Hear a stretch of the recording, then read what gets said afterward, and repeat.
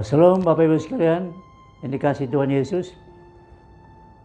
Kita jumpa kembali dalam Rentas Channel, episode yang ke-11, part yang ketiga, yaitu pesan Tuhan kepada bangsa Indonesia dan gereja.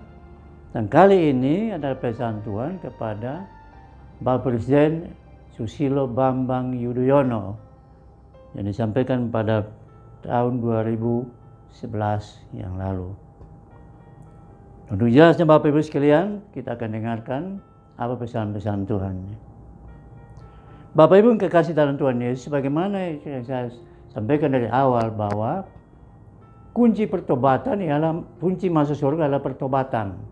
Yang mana visi 20 September 95 itu sampaikan pada dalam cahaya kemuliaan, bertobatlah kamu karena kerajaan surga sudah dekat. Dan berita pertobatan ini disampaikan kepada seluruh bangsa.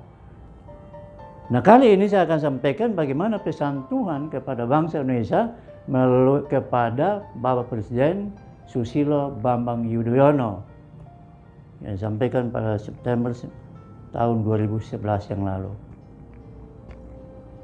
Nah, melalui surat yang saya sampaikan kepada Bapak Presiden, dan itu juga berdasarkan visi-visi yang pesan-pesan Tuhan yang saya sampaikan kepada hambanya Meshak.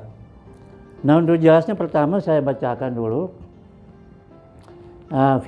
firman-nya itu Lukas 24 ayat 46 dan 47. Dan demikian firman Tuhan. Dan katanya, kata Yesus kepada mereka murid-murid, ada tertulis demikian, Mesias harus menderita dan bangkit dari antara mati pada hari yang ketiga. Dan lagi dalam nama Yesus, berita tentang pertobatan dan pengampunan dosa harus disampaikan kepada segala bangsa, mulai dari Yerusalem. Kamu adalah saksi dari semuanya ini, kata Yesus. Jadi berita pertobatan bukannya disampaikan pada orang tua atau kepada tapi kepada presiden, sekalipun bahkan kepada bangsa-bangsa. Nah, pesan ini yang saya sampaikan pertama melalui surat kepada Pak SBY yang saya tulis pada tanggal 3 Maret 2011. Ya. Demikian saya akan bacakan, ya. Kepada Bapak Presiden Republik Indonesia, Bapak Dr. Susilo Bambang Yudhoyono di Jakarta. Salam sejahtera dalam kasih Kristus. Pertama-tama kita menaikkan puji syukur kehadirat Allah yang Maha Kuasa sehingga bangsa Indonesia masih utuh dalam bingkai NKRI walaupun berbagai tantangan dan cobaan, tetapi di balik tantangan dan goncangan itu ada berkat Allah yang Maha Kuasa. Ya. Bapak Presiden RI yang Tuhan Yesus kasih, melihat situasi dan kondisi bangsa Indonesia pada saat ini, saya selaku anak bangsa merasa prihatin, maka saya selaku hamba Tuhan dari rakyat yang kecil ini terus berdoa kepada Tuhan Yesus agar pemerintah dan rakyat Indonesia dipulihkan dan diberkati Tuhan. Bapak Presiden yang Tuhan Yesus kasih, saya sebenarnya punya kerinduan untuk sampaikan kepada Bapak, tapi saya merasa bahwa saya kecil tidak layak untuk berhadapan dengan Pak Presiden. Nah, Bapak Presiden RI yang Tuhan Yesus kasih, izinkan melalui kesempatan ini saya sampaikan firman Tuhan untuk bangsa ini kepada Bapak sebagai berikut. 1. Pemerintah adalah wakil Allah dan di dunia ini yang dipilih Tuhan melalui rakyat Indonesia. Tidak percuma pemerintah memiliki pedang, yaitu TNI dan Polri, ya, untuk menindak tegas yang mengacaukan bangsa ini. Alkitab dalam kitab Roma 5:13 ayat 1 sampai 8. Ya, pemerintah adalah wakil Allah, dipilih oleh Allah dan hamba Allah. 2. Jika tidak ada pemimpin bangsa ini, maka jatuhlah bangsa.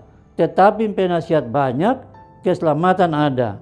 Sudah tepat Bapak memilih penasihat Bapak dan yang di dalamnya ada anak-anak Tuhan, di antaranya Bapak TB Silalahi, dan Bapak Daniel Saparingga. Yang ketiga, dalam besarnya jumlah rakyat terletak kemegahan raja, tetapi tanpa rakyat runtuhlah pemerintah.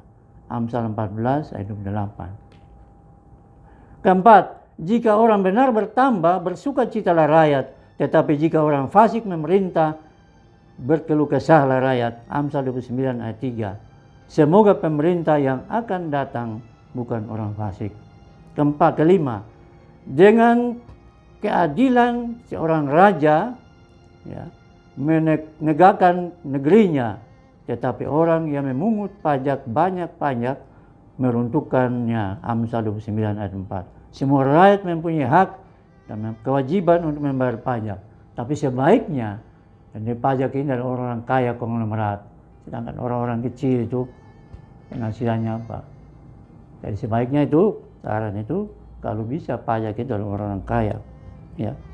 Bapak Presiden yang Tuhan Yesus kasih, jika dalam surat ini ada kata-kata yang kurang berkenan di hati Bapak, saya mohon maaf yang sebesar-besarnya. Kiranya Tuhan menyertai pemerintah Bapak dengan semua jajarannya sampai selesai tahun 2014 dan rakyat Indonesia dipulihkan dan diberkati Tuhan. Demikian surat saya. Teluk Jambe 3 Maret 2011. Doa kami menyertai Bapak, Pendeta Mensakado, dan surat ini saya sampaikan pada bulan September tahun 2011 oleh sekretaris pribadi daripada Pak Profesor Dr. Limbong. Kemudian berikutnya itu pesan perpetik. Nah, ini yang saya dapat ini. Yang saya katakan. Pesan perpetik itu pada tanggal 17 Juni 2002. Ya. Itu Rosa diangkat. Dibawa ke arah barat. Itu tertelungkup ke bawah. Kemudian dalam roh Tuhan memperlihatkan saya itu binatang-binatang buas, baik singa, baik harimau, kemudian apa itu gajah, kemudian jerapah, binatang-binatang buas itu tidur. Itu tidur tidak berdaya. Kemudian dalam roh saya tanya kepada Tuhan, Tuhan, kenapa binatang-binatang ini, binatang buas dan besar-besaran, kenapa tidur? Kemudian roh Tuhan berkata, pemimpin-pemimpin di seluruh dunia termasuk Indonesia, mereka tidak berdaya seperti itu tanpa aku. Itu suara Tuhan. Roh Kudus berkata. Kemudian roh saya dibawa ke arah timur. Kemudian diperlihatkan, ini tempat mayat-mayat bergelimpangan. Diulangi lagi, ini tempat mayat bergelimpangan. Itu tahun 17 Juni 2002. Dan ternyata pada tanggal 26 Desember 2004 terjadi tsunami di Aceh. Sehingga 350 ribu jiwa melayang. Dan semua bangsa waktu itu goncang waktu itu. Kemudian roh saya dibawa ke arah timur. Ini wilayah Jakarta. Jakarta akan terjadi sesuatu. Diulangi lagi, ini wilayah Jakarta. Jakarta akan terjadi sesuatu. Maka sejak itu saya sampaikan kepada, di mana saya sampaikan kepada keluarga saya, jemaat Tuhan, baik di Kerawang maupun di Lipo, saya sampaikan, doakan Jakarta, karena Jakarta akan terjadi sesuatu. Dan itu saya telah dapat, itu ada konfirmasi dari ada seorang anak Tuhan, pendua sepat di Teluk Jambe waktu doa puasa. Dia katakan bahwa dia dalam satu penglihatan, dia lihat dia relay di televisi, ada tulisan warna putih, Jakarta 9,5 SR. Tadi ternyata dari NASA sendiri menyampaikan bahwa waspadai Jakarta karena akan terjadi goncangan 9,5 skala Richter. Baik BKMG juga sudah mewaspadai itu pada hari ini. Untuk itu kita berdoa untuk Jakarta. Karena kita tidak tahu apa yang akan terjadi di Jakarta. Waktu peristiwa bom Mario di Jakarta, saya pikir itu apa. Tapi Tuhan bilang bukan. Apakah yang nanti kejadian 212 itu? Tapi Tuhan bilang bukan. Tapi akan terjadi satu hal yang dahsyat. Dan ini konfirmasi lagi dari hamba Tuhan, anak Tuhan dari jemaat juga. Bahwa di Jakarta itu gedung-gedung bertingkat itu. Ada orang yang tinggi besar seperti setinggi gedung-gedung, meratakan gedung-gedung itu rata dengan tanah. Dan orang-orang berteriak minta tolong pada Tuhan Yesus. Mereka lari tunggang langgang dari tempat yang aman. Itu tempat yang rumah bilik. Itu konfirmasi dari hamba Tuhan. Ada hamba Tuhan dari NTT, Mary Taulin, pada tahun 1999 datang tempat ini. Dia mengatakan, Opa, itu Jakarta akan digoncang dengan tsunami. Dan itu akan sampai dari pantai sampai ke Babelan itu. Ini. Dan ini sudah konfirmasi itu. Untuk itu, pesan Prophetic ini kepada bangsa Indonesia supaya berjaga-jaga, khususnya di Jakarta. Saya harapkan Pak Presiden dan juga Gubernur DKI dan warga yang berada di Jakarta harus banyak berdoa, berjaga-jaga apa yang akan terjadi. Dan sudah kita tahu di YouTube bahwa itu tiap tahun itu Jakarta turun berapa senti itu. Dan itu sudah disampaikan oleh Jakarta. Nah, berikutnya Bapak Ibu sekalian, yaitu pesan Tuhan itu dan ini murka Allah. Jadi kejadian-kejadian sekarang di situasi dunia sekarang ini, gempa bumi, tanah longsor, kemudian tsunami, kemudian juga puting beliung, ya, malapetaka, ini karena murka Allah. Murka Allah kepada manusia karena dosa. Ya. Nah, setelah murka Allah ini kita melihat terjadi gempa bumi.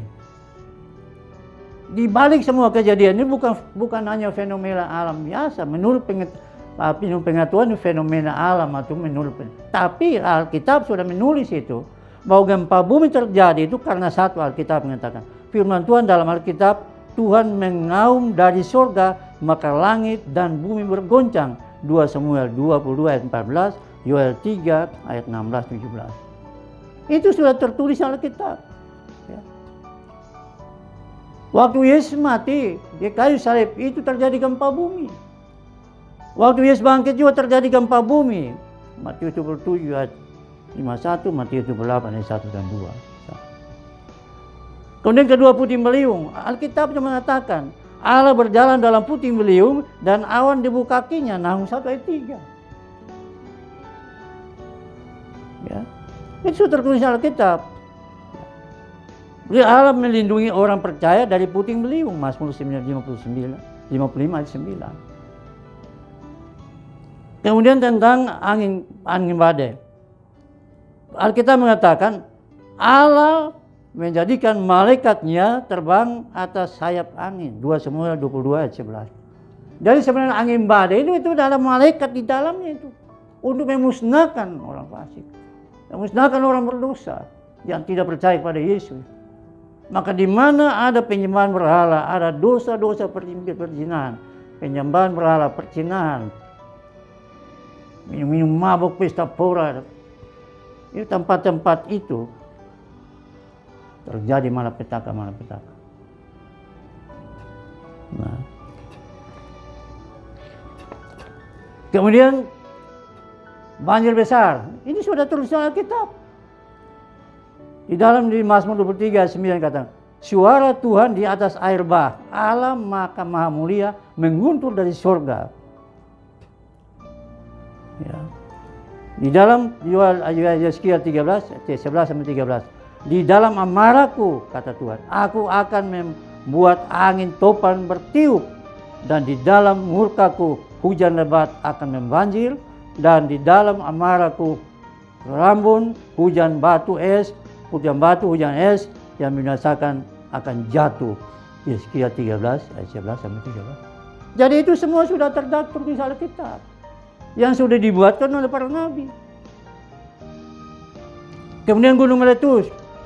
Sekarang ini kalau menurut ini ada 16 gunung yang bakal meletus di Indonesia ini. Ya. Tetapi seperti Alkitab sudah mengatakan di ayat 14-18 dikatakan, tetapi seperti gunung runtuh berantakan dan gunung batu bergeser dari tempatnya, seperti batu kelikir dikikis air dan bumi dihanyutkan, tanahnya oleh hujan lebat, demikianlah kaum kuhancurkan harapan manusia. Ayat 14-18, dan gunung-gunung luluh seperti lilin. Mazmur 97 ayat 5. Jadi semua itu sudah tertulis dalam Alkitab. Itu firman Allah. Makanya pengenapan firman Allah. Jadi bukan buat kebetulan atau fenomena alam biasa, bukan. Tapi ini murka Allah. Berikutnya pesan Tuhan, berjaga-jaga ya, menjelang zaman baru ini. Ini pesan Tuhan. Ya. Jadi ini pesan-pesan Tuhan ini sangat penting bagi kita untuk kita berjaga-jaga menjelang zaman baru atau sekarang new era, new apa semuanya. Ya, new world order ini kita menuju ke sana. Nah, semua yang terjadi ini Bapak, murka Allah ini akan terjadi 21 malapetaka. Ini saya sampaikan ya. Murka Allah akan terjadi 21 malapetaka di muka bumi, antara lain 1. 7 meterai murka Allah dibuka oleh anak domba Allah, itu Yesus Kristus. Kita bisa baca dalam Wahyu 5 ayat 6 sampai 8 ayat 5. Yang kedua, 7 sangkakala murka Allah ditiup oleh malaikat. Maka terjadi bencana. Wahyu 8 ayat 6 sampai Wahyu 11 ayat 15 sampai 19. Dan ketiga, 7 cawan murka Allah dicurahkan ke bumi oleh malaikat pemusnah. Wahyu 15 ayat 5, Wahyu 16 ayat 1 sampai 21. Ini 21 malapetaka akan telah melanda dunia sampai Tuhan Yesus pada kalian. Nah, semua yang terjadi pada saat ini adalah merupakan baru permulaan penderitaan. Itu kalau kita baca mulai dari Matius 24 ayat 3 sampai 14. Itu baru permulaan penderitaan, gempa bumi, ya, peperangan, kemudian puting beliung, itu semua baru permulaan penderitaan. Tapi nanti akan terjadi yang lebih dahsyat lagi. Ya. Kemudian yang terakhir adalah pesan Tuhan. Yang terakhir, yaitu 1, pesan Tuhan ini wilayah Jakarta. Jakarta akan terjadi sesuatu. Pesan ini disampaikan 2 kali. Untuk itu perhatikan apa yang akan terjadi pada tahun 2016 sampai 2026. Tidak menutup kemungkinan ya. Tidak menutup kemungkinan akan terjadi. Jakarta akan digoncang dengan gempa bumi 9, skala Richter. Kemudian dikatakan di sini, waspadai pemanasan global bumi ini. Gunung es mencair dan air laut naik melanda pantai-pantai di seluruh dunia termasuk Jakarta akan tenggelam. Dan bencana ini akan mengakibatkan seluruh dunia yang mati tenggelam 400 juta orang. Berikutnya waspadai 3 bendungan besar, Saguling, Cirata, dan Jatiluhur. Akan meluap. Kalau ini jebol Bapak Ibu sekalian, ini bisa bayangkan itu Jakarta apa jadinya. Untuk itu kita banyak berdoa. Yang berikutnya, waktunya untuk menghentikan perusakan dan penutupan gereja-gereja tempat ibadah, karena firman Tuhan berkata, siapa yang merusak bait Allah, maka Allah murka. 1 Korintus 3 ayat 16-17. Saya mau katakan, jangan berhentikan itu merusakkan gereja. Kalau kita melihat di seluruh dunia, baik di luar negeri sana maupun di Indonesia, terjadi pengurusakan gereja. Di China pada tahun 2018, gereja terbesar di China dirusakkan, dibom. Dan apa yang terjadi? Pada tahun 2019, corona hantam China dan melanda ke seluruh dunia. Ya, saya mau katakan, jangan sekali-kali ya itu merusak bait Allah. Bait Allah adalah kita.